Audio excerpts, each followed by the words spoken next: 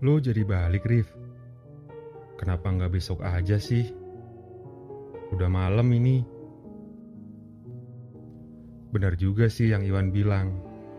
Memang sudah pukul 7 malam. Mau sampai Sukabumi jam berapa nanti?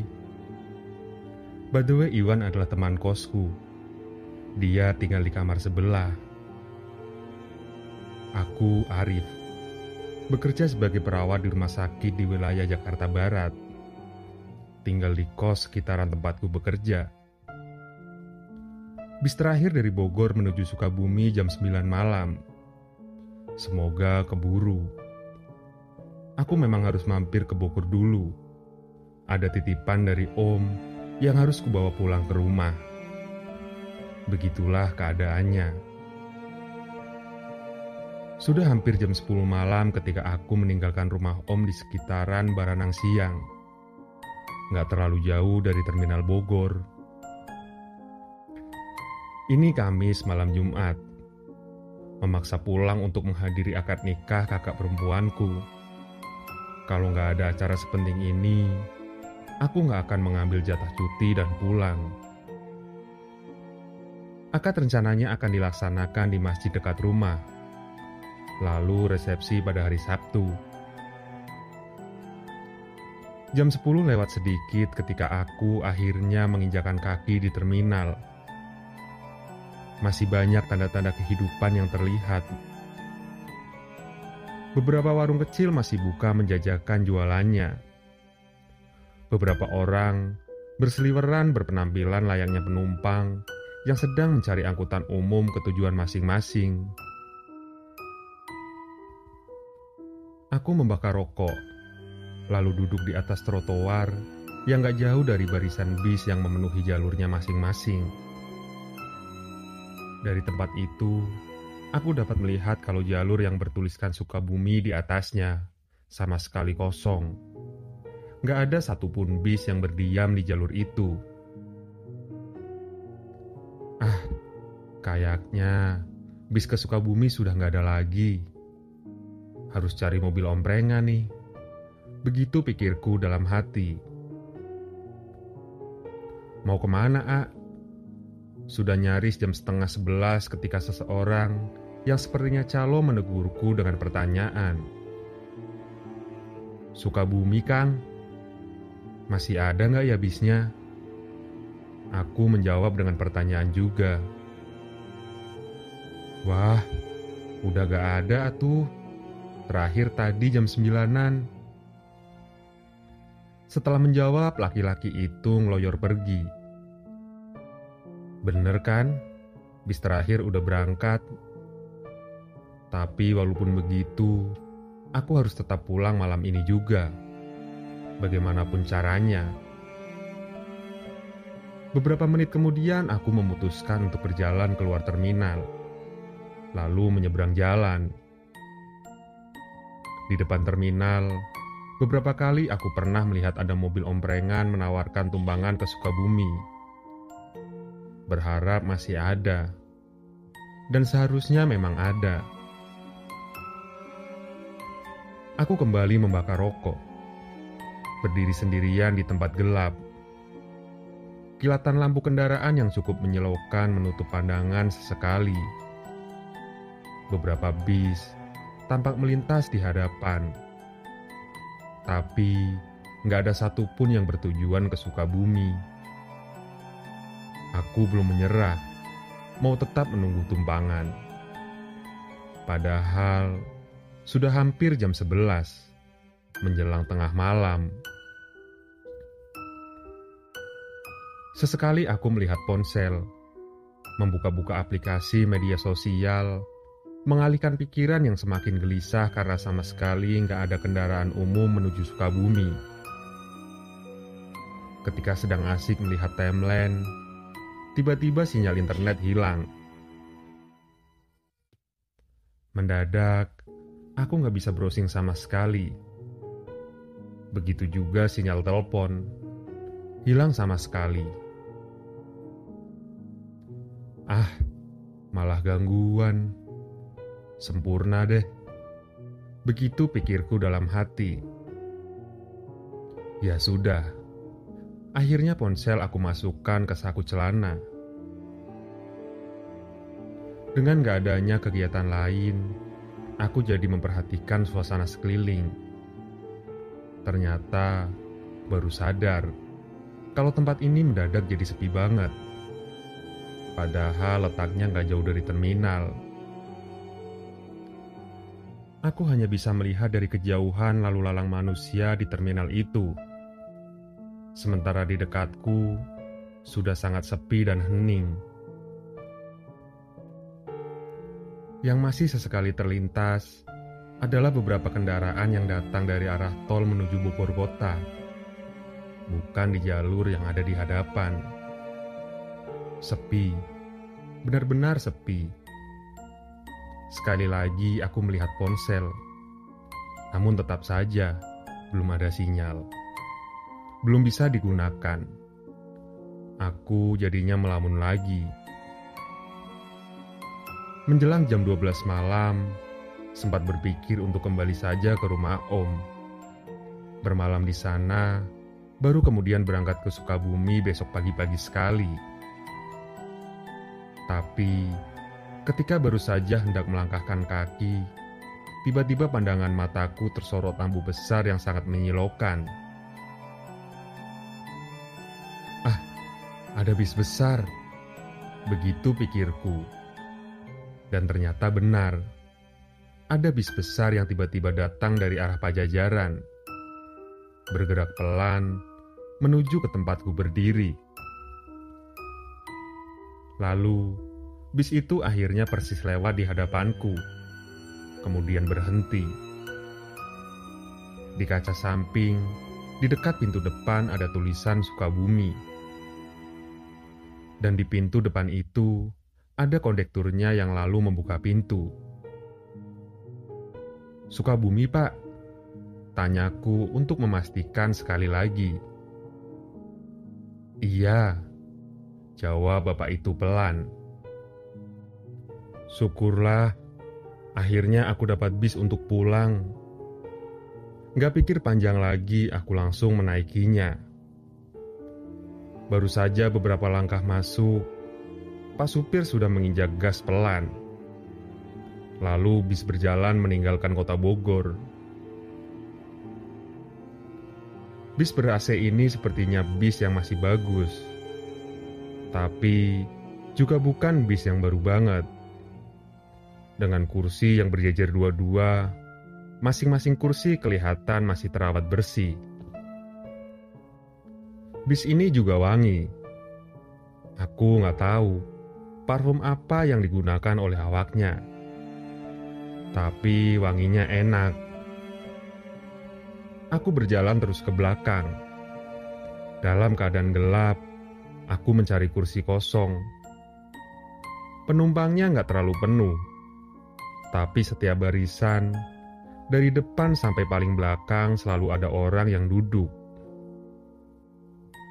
Aku akan memilih kursi yang kira-kira nyaman untuk tidur sejenak.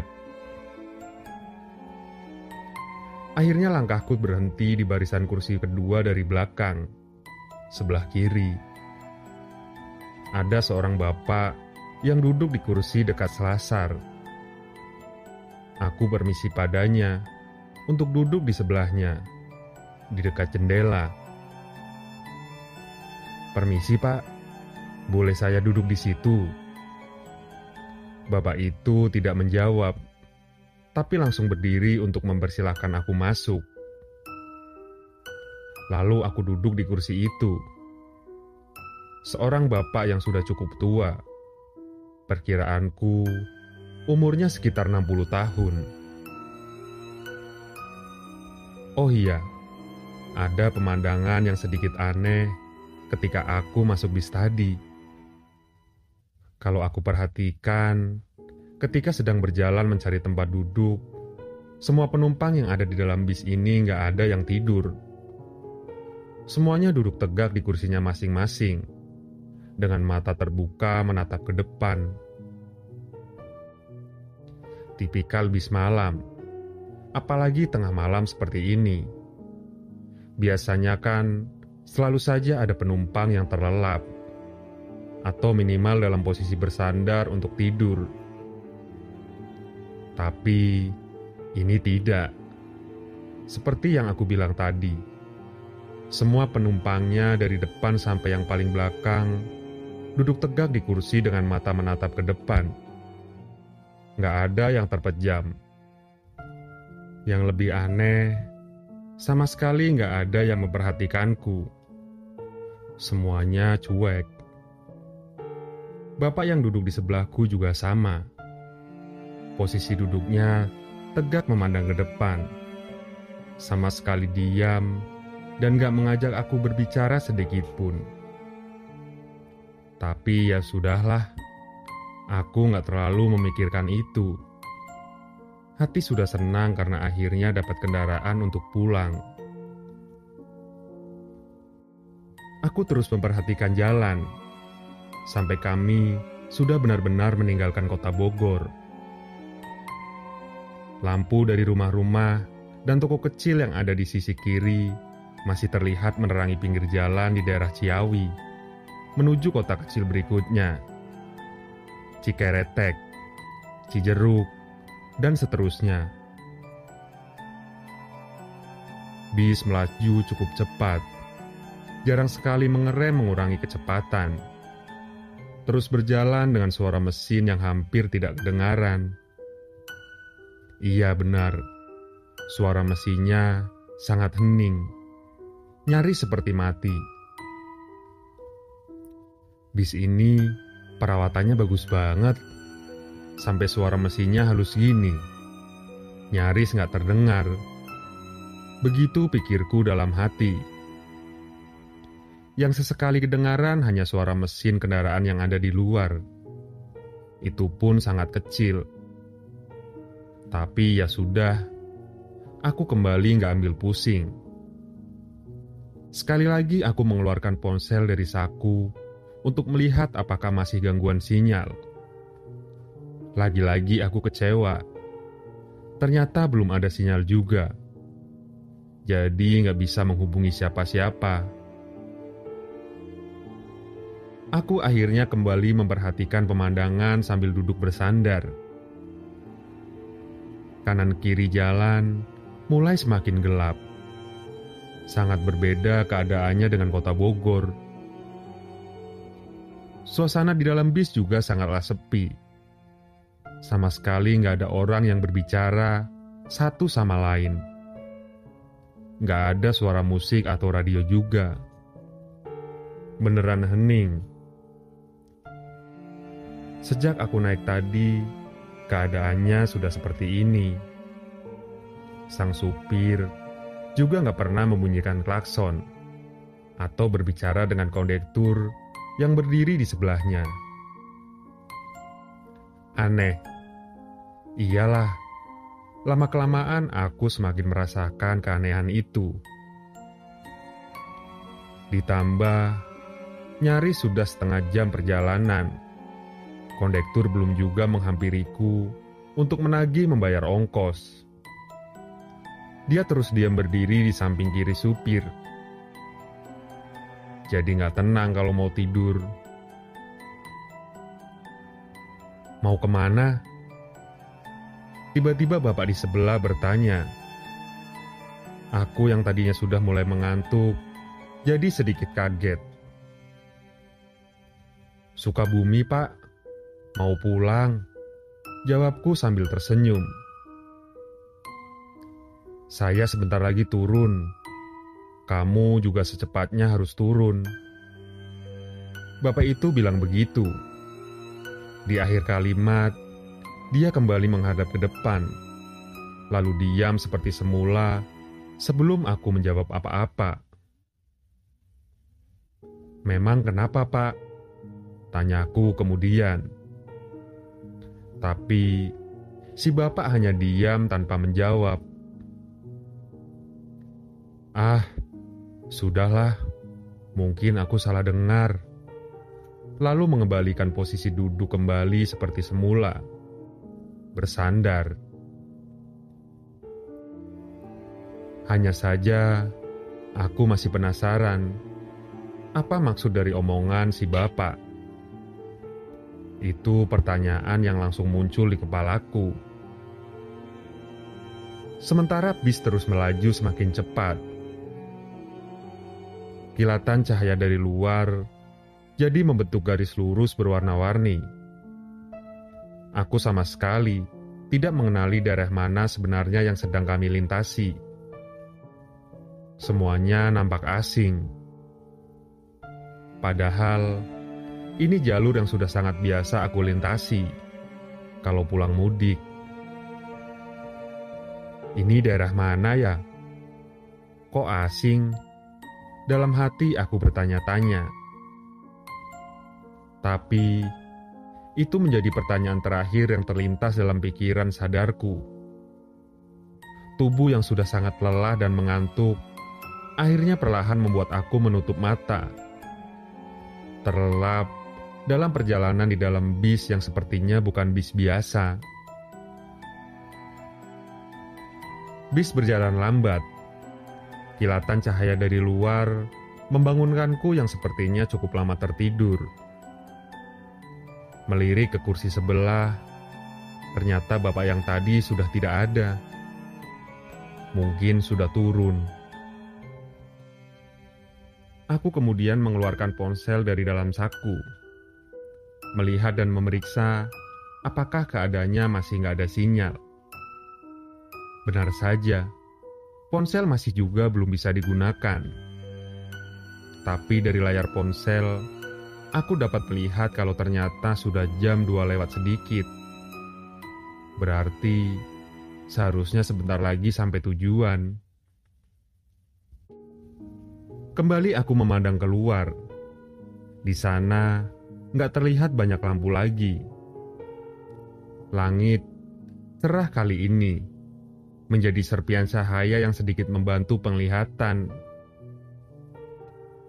Beberapa saat lamanya aku termenung, diam, masih sangat mengantuk tapi harus tetap terjaga, karena sebentar lagi bis akan berhenti. Hingga saat di mana hidungku mencium sesuatu. Penciuman menangkap bau yang sangat familiar. Aku mengenali bau ini. Bukan wangi parfum ruangan ketika pertama kali masuk ke dalam bis tadi. Bukan. Ini sangat beda. Ada yang beda di dalam bus ini. Aku menyadari itu ketika akhirnya sadar bau apa yang menyengat tercium sejak aku bangun tadi. Bau amis darah segar. Sangat menyengat. Sontak, aku langsung coba mencari sumber bau. Celingukan melihat ke bawah, takutnya ada sesuatu di kakiku. Tidak ada. Bagian bawah kursi tidak ada apa-apa. Perhatianku kemudian teralihkan ketika melihat seseorang yang berjalan dari depan menuju bagian belakang bis. Ketika sudah dekat, baru aku dapat melihat cukup jelas kalau orang itu ternyata kondektur. Aku hafal dari seragam yang dia gunakan. Akhirnya kondektur menagih ongkos juga. Begitu pikirku dalam hati, yang kemudian merogoh saku celana untuk mengambil uang. Sampai akhirnya Pak Kondektur sudah benar-benar berdiri di sebelahku. Aku langsung menyerahkan beberapa lembar uang kepadanya. Ketika serah terima uang itulah, aku langsung terdiam, terperangah, bingung sejenak, lalu perlahan berubah menjadi ketakutan yang teramat sangat. Aku melihat keadaan kondektur itu sangat menyeramkan. Sekujur tubuhnya kelihatan basah oleh darah. Seragam yang dia kenakan sobek di beberapa bagian. Yang paling mengerikan, kepalanya kelihatan remuk, seperti baru dihantam benda keras. Darah mengucur pelan. Wajah pucatnya hancur tidak beraturan. Aku masih terdiam ketika dia lanjut berjalan menuju bagian belakang bis. Aku masih terus memandang sampai dia duduk di kursi paling belakang. Lampu kabin masih mati, tapi dalam gelap aku masih bisa mengamati. Mengamati orang mati. Iya, orang mati. Setelah akhirnya aku memperhatikan sekeliling, ternyata bukan hanya si kondektur yang sepertinya sudah mati. Dalam gelap, aku dapat melihat kalau ternyata bagian bis yang lain sudah sangat berantakan. Banyak kursi yang bergelimpangan, tidak pada tempat yang seharusnya. Yang lebih menyeramkan lagi, banyak penumpang yang sepertinya sudah mati, bermandikan darah. Beberapa di antaranya sudah tidak utuh lagi. Ada yang tanpa kepala. Ternyata, bau anyir darah disebabkan oleh ini semua. Aku langsung berdiri sambil memeluk tas, melangkahkan kaki menuju pintu depan. Aku sadar harus turun dari bis ini segera. Mencoba untuk tidak memperhatikan kengerian sekitar ketika berjalan, tapi tetap saja masih kelihatan pemandangan seram seperti habis kecelakaan. Iya, keadaan ini menggambarkan seperti bis yang baru saja mengalami kecelakaan hebat. Mayat bergelimpangan, bau anyir darah sangat menyengat. Beberapa detik kemudian aku sampai juga di depan. Berdiri di samping Pak Supir yang keadaannya juga sangat mengerikan. Tubuh bermandikan darah dengan wajah yang hancur, rusak menyeramkan. Pak Supir sepertinya tidak menghiraukanku yang berdiri di sampingnya. Dia terus menatap ke depan mengendalikan bis yang berjalan pelan. "Pak, saya turun di sini saja." Suaraku bergetar ketika meminta turun. Tapi Pak Supir seperti tetap tidak menggubris. Bau darah semakin menyengat. Lalu tiba-tiba dari belakang, aku mendengar suara tangis dan jeritan menahan sakit dari beberapa orang. Semakin ketakutan, keringat dingin mengucur deras. Seramnya sudah di luar batas. Aku sangat ketakutan ketika suara jerit dan tangis semakin keras terdengar. Tidak sanggup lagi berdiri. Aku lalu jatuh terduduk, lemas, menangis dalam ketakutan.